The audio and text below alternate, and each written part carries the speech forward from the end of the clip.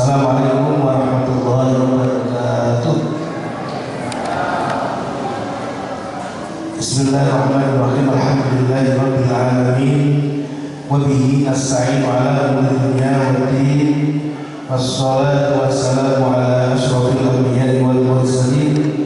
Sayyidina wa habibina wa syafi'ina wa qurratu a'yunina Muhammadin sallallahu alaihi wasallam as-sadiqin wal amin wa ala alihi wa sahbihi ajma'in.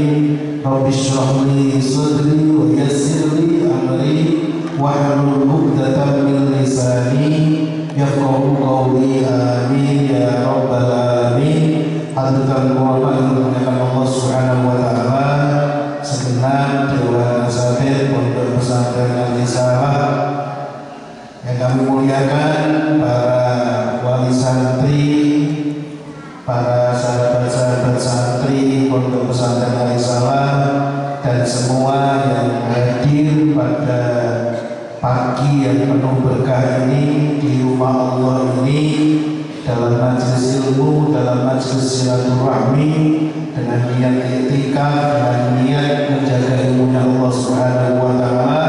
Semoga apa yang kita lakukan pada pagi hari ini benar-benar menjadi amal yang diterima dan diridhoi Allah Subhanahu wa taala. Amin.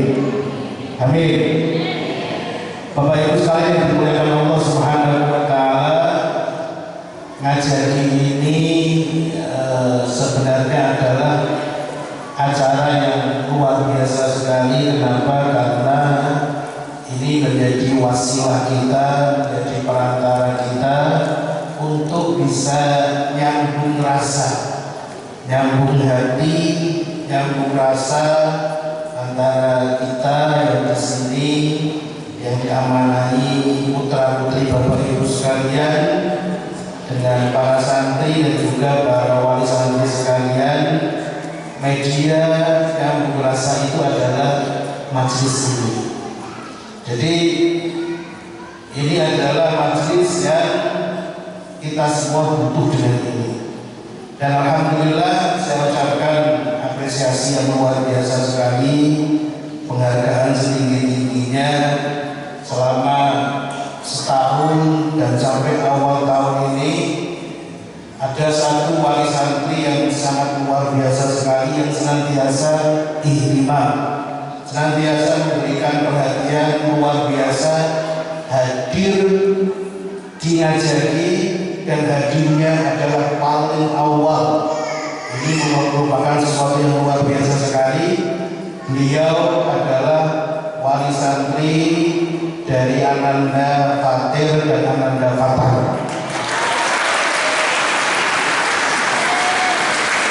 Alhamdulillah, terima kasih. Bukan berarti yang lain tidak perhatian, tapi ini yang senantiasa, masya Allah, jauh datang dari luar kota, dari Bekasi, Depok, Depok, masya Allah, senantiasa malam sudah datang, tadi subuh ikut jamaah dengan saya, masya Allah, dan ikut melihat kayaknya saya jamaah subuh digigit di sini, masya Allah. Terima kasih Pak, Ibu, dan jika yang hadir, Bapak wali santri sekalian, semoga kita terus bisa istiqomah menghadiri majelis ini untuk yang merasa kita.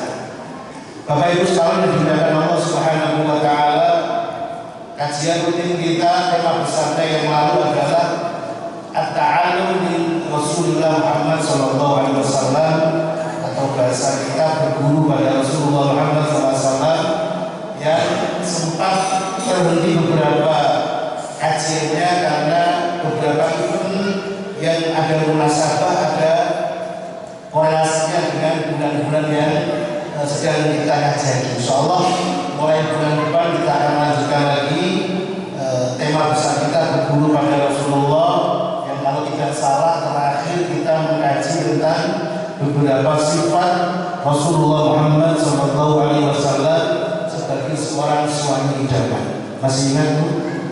Masih ingat? Insya Allah bulan depan kita lanjut. Hari ini ada tema spesial spesial yang ingin kita sampaikan. Kita akan mengajak bersama Bapak Ibu sekalian untuk melakukan satu ibadah, yaitu apa yang dinamakan dengan at-tafakkur.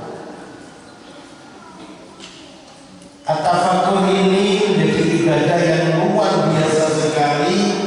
Bahkan kita banyak menemukan dalam hadis Rasulullah Muhammad SAW tentang bagaimana keistimewaan dan dorongan Rasulullah Muhammad SAW tentang ibadah tafakkur ini.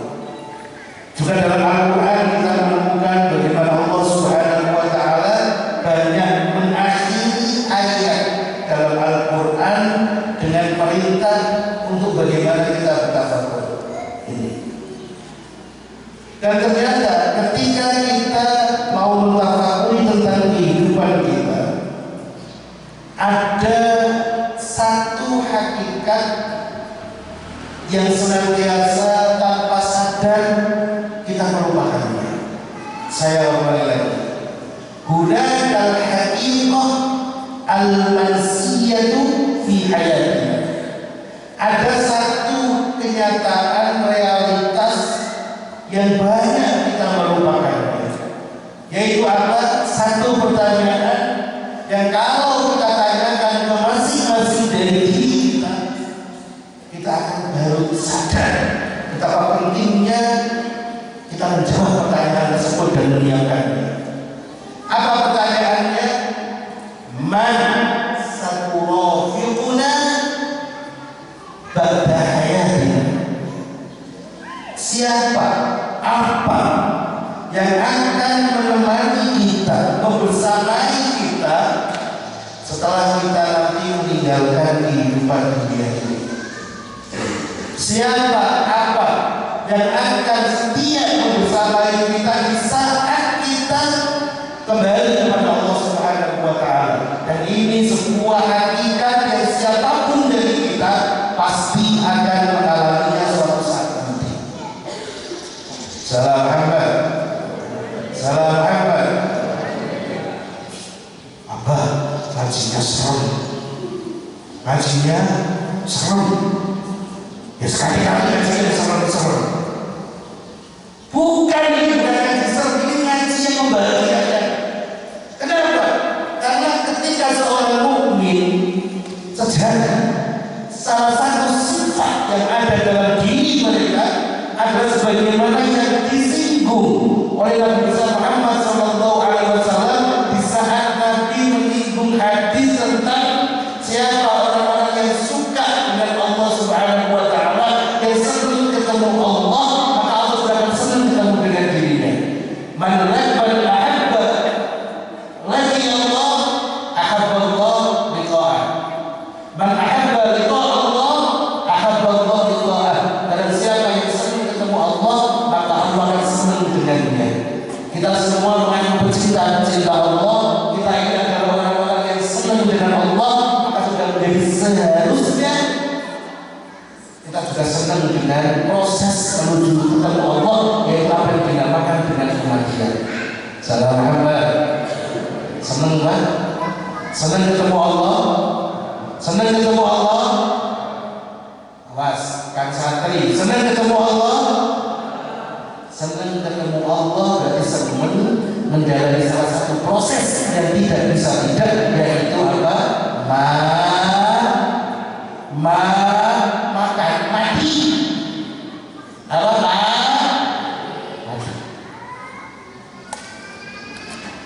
Ini saya mau cerita. Dulu itu ada seorang raja, seorang malik, seorang penguasa. Malik penguasa, dia kasar namanya Yusuf Malik. Ada seorang malik, seorang penguasa. Karena mutazawwij min arba'ati zawjat. Raja ini namanya raja, penguasa, kaya, punya banyak, punya kuasa, mempunyai 4 orang istri. Salam Muhammad. Salam Muhammad. Ayo, ibu-ibu siapa yang ingin suaminya punya 4 istri? Ibu-ibu siapa? Saya nggak berani lihat istri saya yang lain. Ibu-ibu nggak ada yang jawab. Coba kalau bapak-bapak ditanya siapa? Nggak kelihatan kalau angkat tangan, jangan khawatir, aman. Terus ini mempunyai 4 orang istri.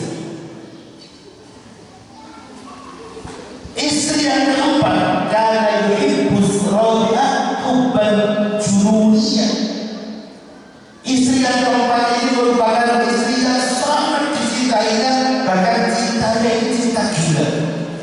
Bayangkan ulama fi husnihi liha, dia pun melakukan segala apapun demi untuk membahagiakan istri mudanya, istri yang keempat. Pacar tidak apa?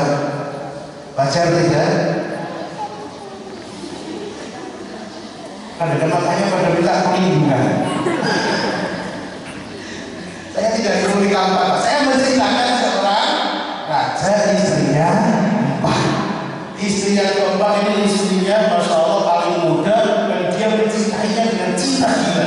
Apapun dilakukan untuk membahagiakannya. Istri yang kedua, istri yang ketiga, berarti urutan kedua dari muda. Fakana yuhibbuha aidan, dia juga sangat mencintainya, akan tetapi walakinnahu yash'ur annaha qad tadruhu min ajli syakhsin akhar. Tapi sang suami, sang raja ini, walaupun dia sangat mencintai ketiganya, dia merasa suatu saat istri ketiga ini pasti akan meninggalkan dirinya untuk laki-laki lain.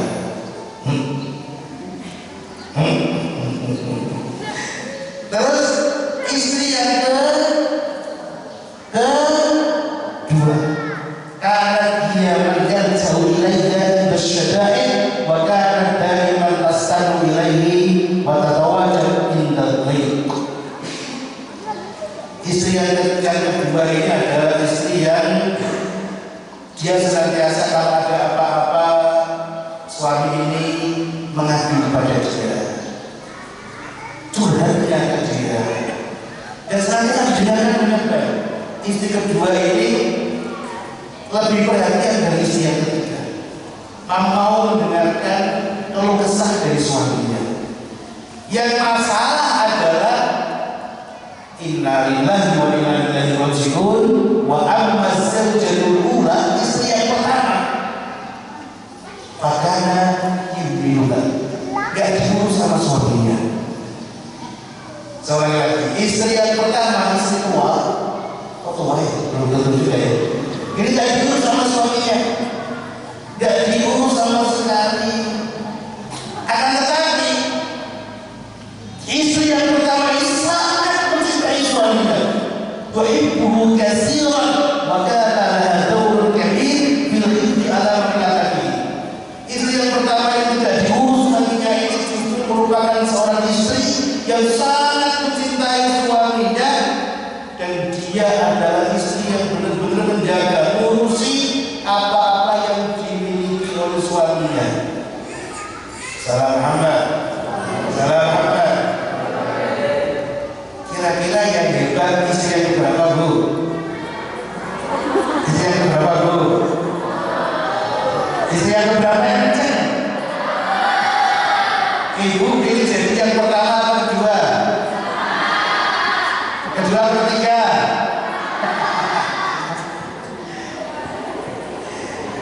Kita lihat selanjutnya ceritanya.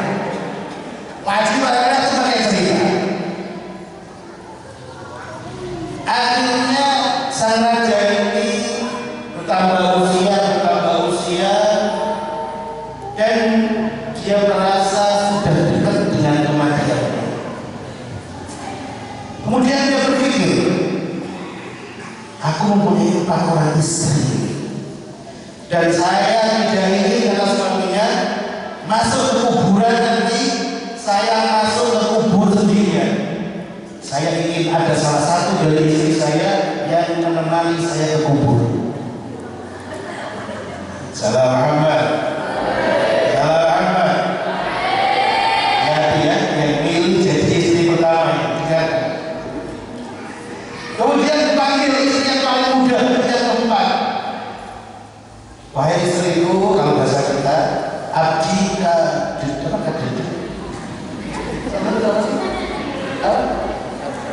seperti itu apa? Aku mencintai, sangat mencintai saudaranya apa sih? Abdi, Tabogo,